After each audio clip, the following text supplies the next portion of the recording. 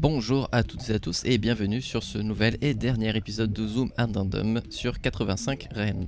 Alors pourquoi est-ce que je dis dernier? C'est parce que les autres guides sont à jour et Rend a reçu quelques changements, donc on va traiter ça tout de suite avec la table de spawn.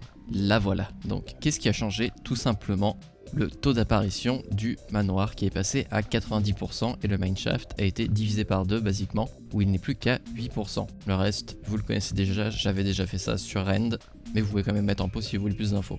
Parce que maintenant, nous allons passer à la table de spawn des objets qui, elle, a bien changé pour le coup. Donc on a encore les informations sur les ennemis à gauche et à droite nous avons les objets où par exemple le Z-Dog a augmenté. Il était très bas avant, je crois que c'était l'objet le plus rare et maintenant il n'est que 36ème sur les 43 objets qui sont possibles d'apparaître. 44 si vous voulez compter l'apparatise du Facility. Et maintenant je vous invite à mettre en pause si vous voulez lire tout ça avec plus d'attention car nous allons passer à la carte de Rend. Et là voilà la map. Vous avez tout ce dont vous avez besoin dessus, le vaisseau, son point de sortie, la boutique spatiale, les logs disséminés sur la map, la fire exit, l'entrée principale, le chemin de lumière et les ravins mortels. Et vous avez même le barrage hors map à votre droite, du coup, qui est à l'est. Je la laisse encore quelques instants à l'écran et nous allons parler maintenant du manoir puisque Rend a le plus haut taux de chance d'en générer un et il a subi un très gros rework. On peut le dire, un sacré lifting, il y a eu pas mal de changements dessus. La taille des salles a été légèrement réduite, on a tout plein de nouvelles salles comme par exemple le garage. On a aussi la salle Happy Birthday qu'on voit maintenant ici. On a ma préférée qui est la serre, où vous avez des plantes, des espèces de cigales que vous entendez chanter dans le lointain. Nous avons également ce nouvel escalier avec un petit placard en dessous que voici. En parlant des placards, il y en a plein qui sont disséminés partout sur la map.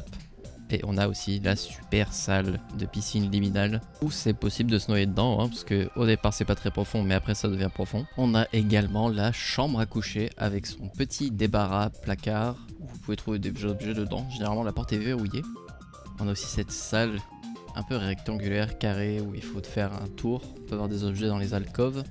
Et puis enfin on a la salle préférée de tout le monde, la salle de bain. Et voilà, on a fait à peu près le tour du manoir. Alors il y a encore quelques erreurs de génération, comme par exemple des escaliers qui donnent sur nulle part, mais de façon générale il y a quand même eu un sacré rework de la part de Zekers qui a essayé vraiment de rendre le manoir plus intéressant.